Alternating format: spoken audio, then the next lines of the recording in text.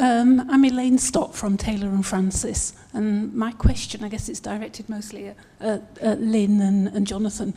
Could you tell us a bit about measuring the effectiveness of the communications? Is it just a matter of measuring clicks and downloads, or is there more to it than that?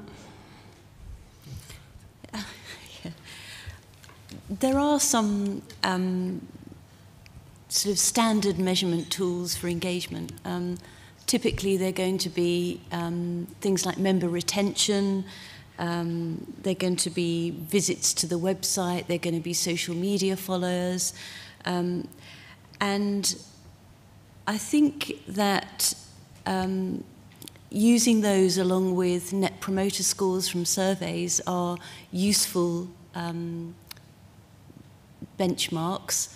But I think, as I mentioned earlier, I think it's important that as a society you define engagement in your own terms, what you want to see that as, and then develop your own dashboard which takes into account some of those parameters. But it might equally be led, there may be things like, you know, members' willingness to join committees, conference attendance. There are a whole range of different things, I think, that you can take into account beyond the more practical things like website visits and social media followers. Yes, yeah, I would agree with that. Clearly there are your Google Analytics which you can use, but I've been finding, because the Major Projects Association, we have a very small number of members. We have 100 members. They are very large organisations. But a lot of the value of our activity has come from finding ways of actually engaging directly with the members themselves. So when we first launched the Major Projects Knowledge Hub, members were coming up and saying, how do we engage? We want to support this initiative that we're paying for. And we started by giving them a load of activities, but they were kind of orphan activities, and they ran out of steam quite quickly because they had no real benefit back to the organisation, to the main organisation. So more increasingly, I have found success and measuring engagement in terms of actually identifying how Major Projects Association members are trying to share knowledge within their own organisation, and how they can then adopt what we're doing, or we can adopt what they're doing, and we actually kind of piggyback our activities. So actually, and I think this would be a good example with TNF, with the kind of associations that you work with, is finding an activity that the association can actually engage with, and you can amplify and they can amplify. I think in terms of individuals, it is hard because the nature of social media means that a lot of people's engagement is around just like, share. There's somebody called Elizabeth Harron who runs a network called the Project Management Cafe, and she's really around engagement. So Elizabeth does things like, you know, what's your favourite colour and all of these kinds of things, just to get people to engage. And I think you will find that to start off with, you'll need to do quite a lot of that. You need just to educate members in what is engagement, and a lot of the engagement you might start with is fairly modest, and that will still remain throughout. I think you know, for most people, engagement is just saying, that's interesting, I like that.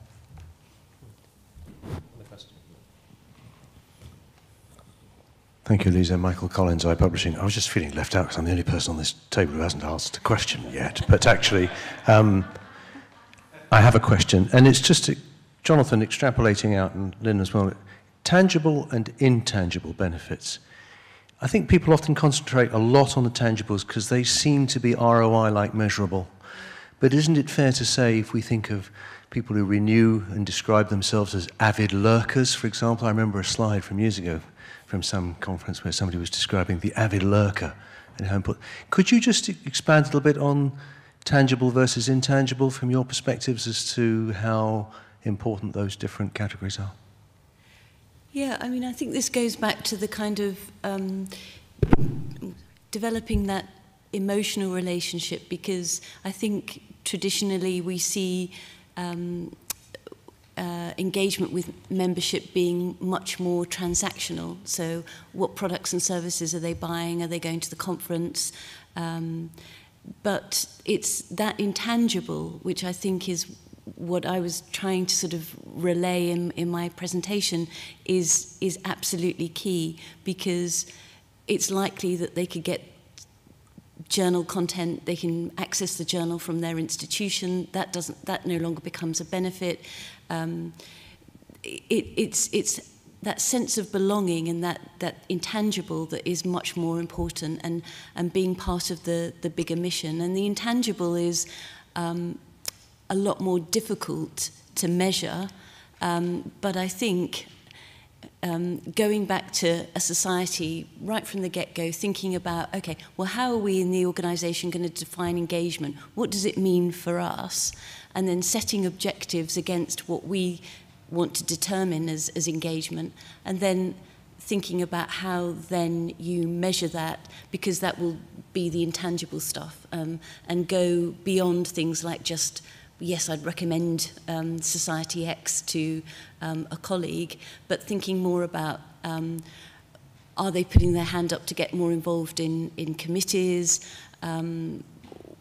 Are they happy to sort of take part in sort of putting together profiles, that kind of, just making sure that they have that kind of connection in whatever ways that you feel that connection is appropriate for your society, and then how you measure that. I think that, I'd echo that. I think that's absolutely right. It's about identity, it's about belonging. We're doing some work with High Speed 2, one of our members, and we're actually working with the talent and recruitment team there, and we're running a LinkedIn group around project management.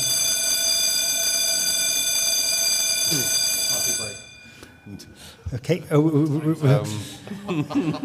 we're running a LinkedIn group around project management, and the reason for that is that the talent team have identified that the new generations of project managers coming up, they put a lot of value and they place considerable value on learning and that element of the experience of working on a project like HS2. So we're creating this community that people can just join within LinkedIn because it's a place where, as an aspirational project manager, you're part of an exciting learning community.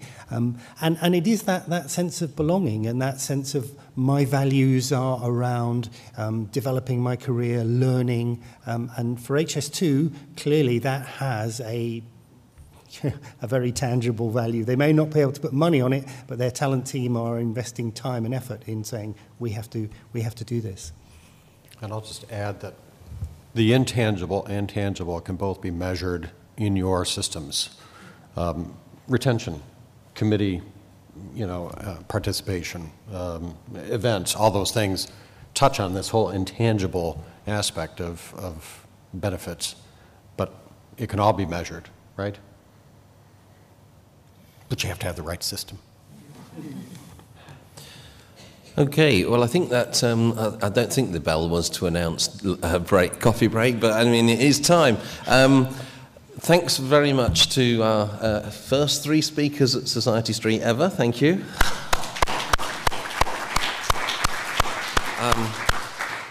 That's been a great session. So refreshments downstairs for half an hour. We're back up here at 11:30 for our next session. So look forward to seeing you all then. Thank you. Thank you.